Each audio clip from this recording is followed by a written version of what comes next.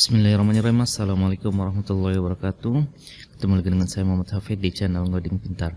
Oke, kali ini kita akan melanjutkan materi kita terkait belajar pemrograman Java dengan Visual Studio Code.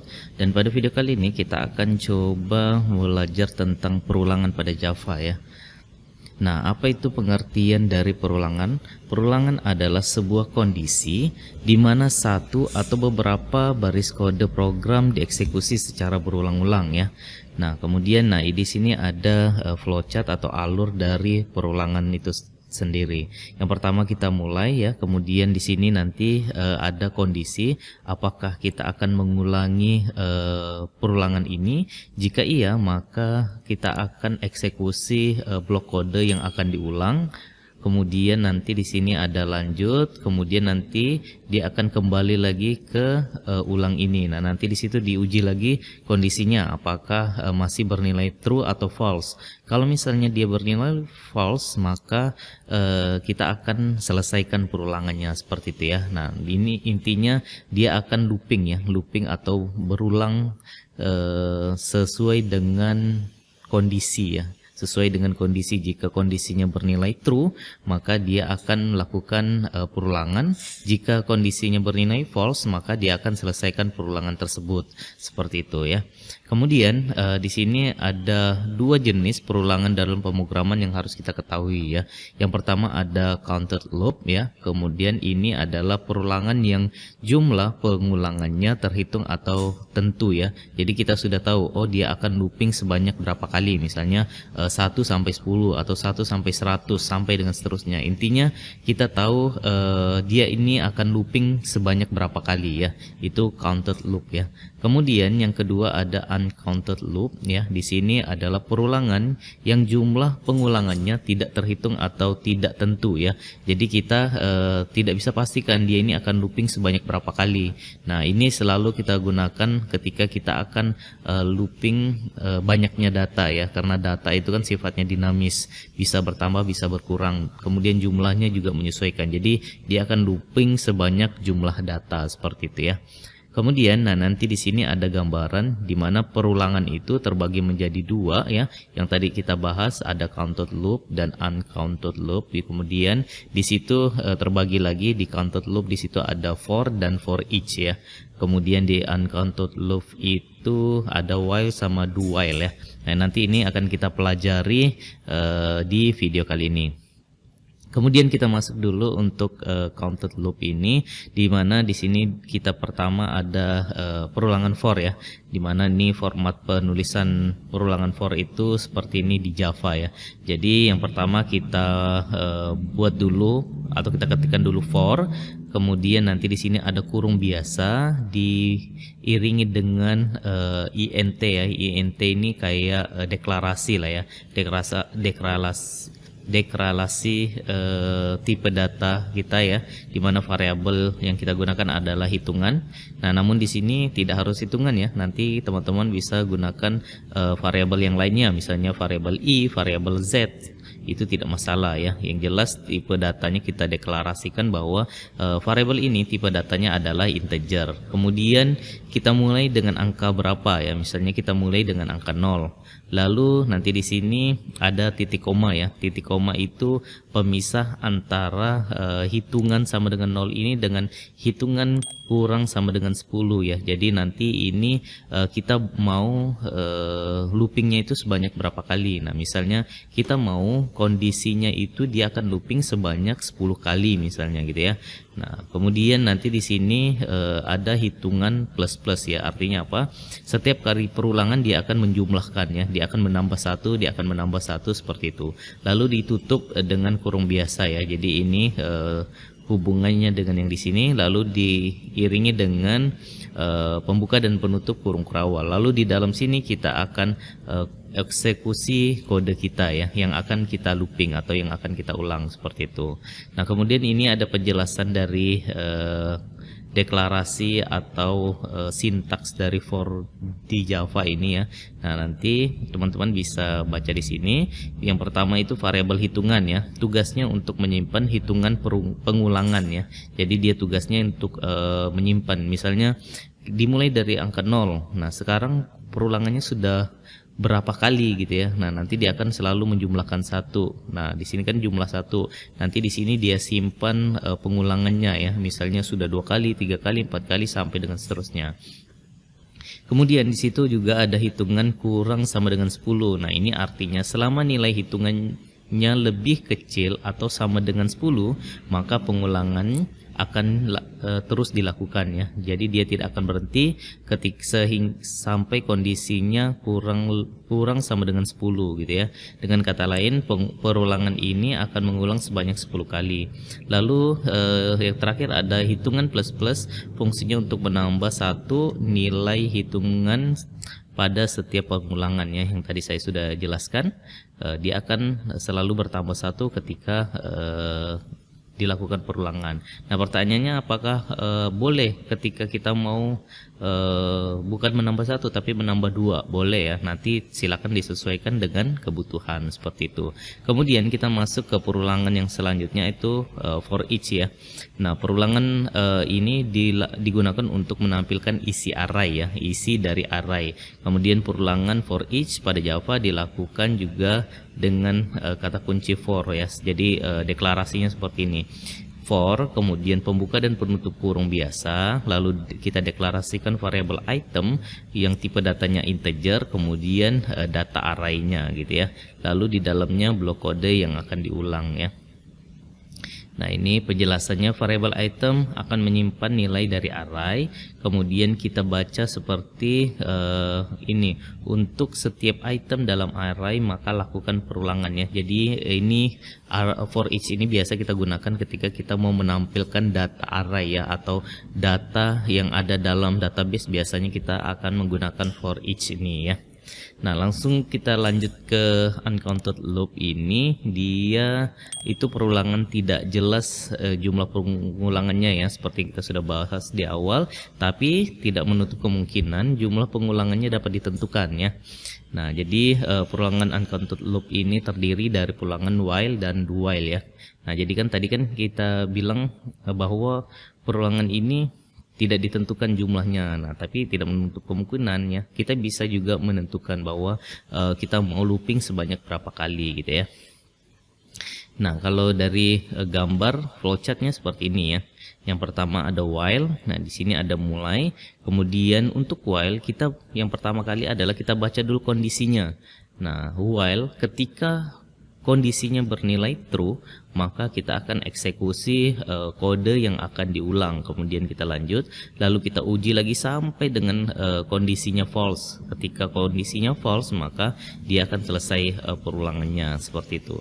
Nah, berbeda dengan do while ya. Kalau do while dia akan mengeksekusi pertama kali adalah kode program yang akan diulang, setelah itu baru diuji ya, baru diuji apakah kondisinya masih bernilai true. Kalau bernilai true maka dia akan lanjutkan perulangan, kalau bernilai false dia akan selesaikan. Nah, jadi perbedaan antara perulangan while sama do while ini adalah while itu dia akan melakukan pengujian dulu ya.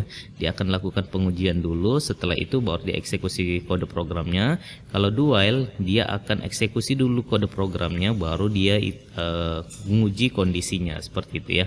Kemudian di sini juga ada nested loop ya, atau perulangan bersarang. Seperti percabangan, perulangan juga dapat bersarang ya. Jadi contohnya seperti ini. Jadi di dalam perulangan itu ada perulangan lagi ya. Jadi kayak 3 dimensi lah ya.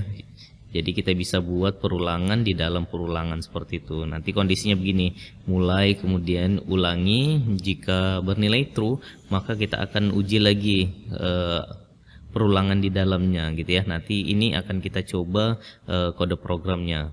Nah, cukup sampai di situ ya. Jadi ada beberapa jenis perulangan yang akan kita pelajari. Silakan teman-teman buka teks editornya, kita akan coba praktekkan ya. Nah, dimana di sini saya sudah buka project kita ya, project kita yang bernama tutorial, di mana dimulai dari video ke-5, ke-6, ke-7 ya. Nah, di sini di video sebelumnya kita sudah pelajari tentang pengujian ya, di mana pengujian ada beberapa pengujian yang kita sudah pelajari.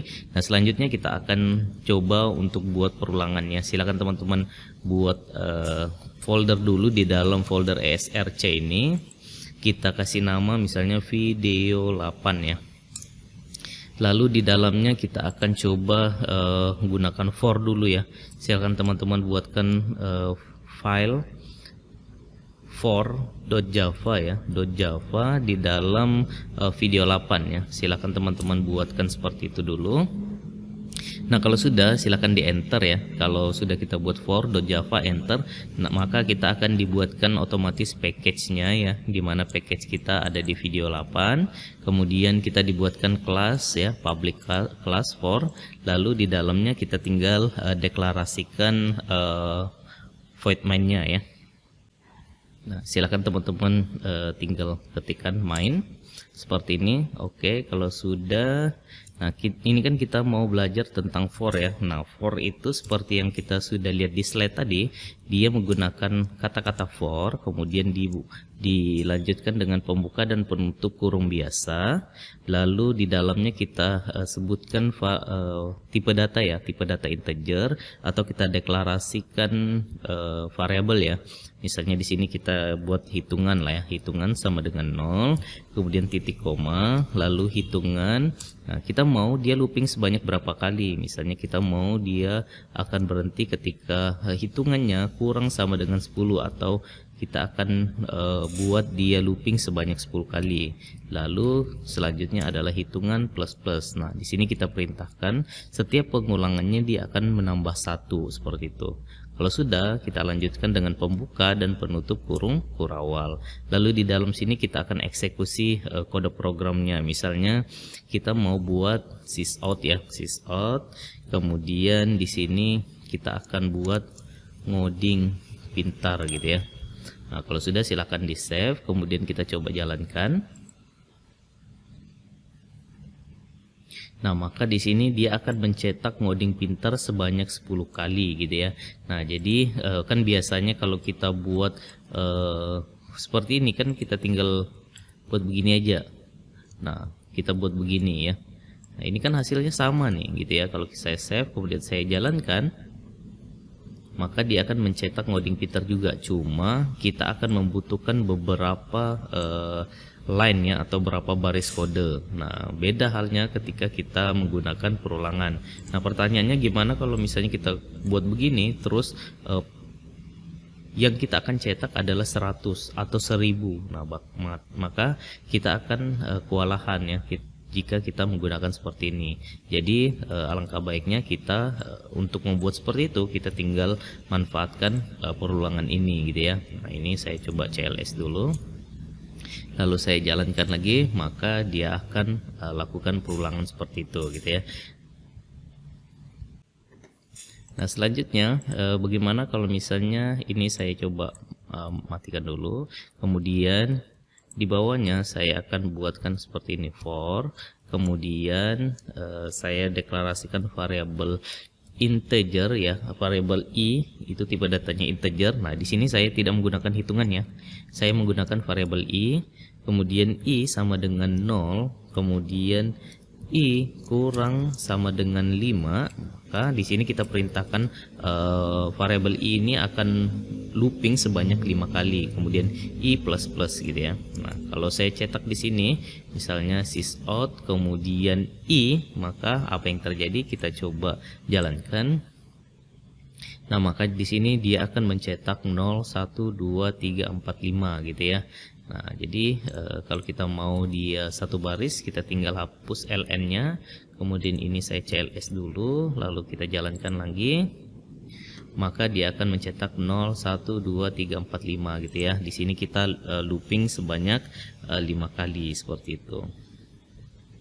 Nah, kalau kita mau tambah spasi tinggal kita buat begini aja, i plus ya, penghubung antara variabel i dengan string ya, plus misalnya kita mau tambah spasi gitu ya. Nah, kalau sudah kita buat begini lalu kita run, Nah, maka dia akan terdapat spasi di dalamnya seperti itu ya. Nah, jadi caranya mudah sekali ya. Nah, terus bagaimana kalau misalnya kita mau, ini saya copy aja ya. Ini saya copy, kemudian paste, lalu ini saya matikan codingannya. Lalu bagaimana caranya ketika kita mau dia tidak menjumlahkan satu, tapi menjumlahkan dua ya. Nah, misalnya ini kita deklarasikan variabel i sama dengan satu ya. Misalnya kita mulai dari satu, kemudian i kurang sama dengan 20, misalnya kita mau dia looping sebanyak 20, lalu dia tidak menjumlahkan satu tapi menjumlahkan langsung dua, maka kita buat begini, plus sama dengan 2 ya. Nah, kita buat begini aja. Kalau sudah silahkan di save, kemudian kita coba jalankan. Apa yang terjadi? Nah, maka yang terjadi adalah dia akan mencetak seperti ini ya. Dia akan mencetak angka ganjil ya, 1, 3, 5, 7, 9, 11 sampai dengan 19. Kenapa dibuat seperti ini? Karena kita setiap perulangannya kita menjumlah satu ya. Maka misalnya perulangan pertama kan dimulai satu, terus perulangan selanjutnya dia tambah 2, berarti 1 tambah 2 maka 3, 3 tambah 2 maka 5. Nah, maka seperti itu logikanya ya, logika perulangannya seperti itu. Nah, jadi ini tinggal teman-teman sesuaikan dengan kebutuhan gitu ya. Nah, ini kita save, lalu kita cukup ya untuk for, kita cukup sampai di sini. Nanti kita akan coba kembangkan lagi. Kita lanjut ke for each ya. Silakan teman-teman buatkan lagi file di dalam video 8 ini, new file. Kemudian kita isi dengan for each ya, .java. Nah, lalu tinggal kita buatkan aja mainnya gitu ya. Nah, di dalamnya kita mau ngapain nih? Nah, kita kan mau belajar tentang for each ya. Nah, di sini misalnya kita buat array-nya dulu ya. Misalnya di sini kita membuat array. Nah, nanti ini array kita akan pelajari lebih lanjut di video selanjutnya ya. Nah, di sini kita sekilas saja. int kemudian angka. Nah, kita deklarasikan array seperti ini ya. Array itu selalu ditandai pembuka dan penutup kurung siku ya, bukan kurung biasa atau kurung perawal tapi kurung siku. Kemudian sama dengan isinya apa ya. Nah, isinya itu kita isi dengan pembuka dan penutup kurung kurawal ya. Misalnya isinya 3, kemudian koma 1, koma 5, 55, kemudian 42, lalu 12 misalnya begitu ya. Nah, kita coba buat begini. Jadi kita sudah berhasil membuat array, di mana array kita itu isinya adalah 3, angka 3, 1, 55, 42 dan 12 ya. Nah, sekarang kita akan coba perulangan for each untuk menampilkan angkanya gitu ya. Di sini kita kasih keterangan dulu, menggunakan perulangan for each untuk menampilkan angka di atas. Nah, misalnya kita tampilkan angkanya ya. Caranya adalah sama, kita buat menggunakan for, lalu int ya, kita deklarasikan misalnya variabel x itu tipe datanya integer, kemudian titik 2 ya, seperti di slide tadi ya, titik 2, kemudian array-nya ya. Array di sini apa? Nah, array kita adalah angka ya. Nah, jadi di sini kita sebutkan angka. Kemudian dilanjutkan dengan pembuka dan penutup kurung kurawal. Lalu di dalamnya kita akan cetak ya, sysout, kita tidak perlu ln-nya. Kemudian misalnya kita x ya, kita akan cetak x, kemudian ditambah dengan spasi ya. Kalau sudah kita save, kemudian ini saya coba clear dulu, kemudian kita jalankan. Nah, maka dia akan mencetak angka 3, 1, 5, 5, 42 dan 12 ya. Jadi ini adalah isi dari array-nya. Seperti itu ya. Nah, sekarang pertanyaannya, bisa enggak kalau misalnya isi array-nya itu string ya. Nah, jawabannya bisa ya. Misalnya kita coba ini ya, kita copy paste aja dulu. Kemudian kita tetap pakai variabel angka ini, kemudian kita isikan misalnya 1, 2, 3, 4, dan 5 ya.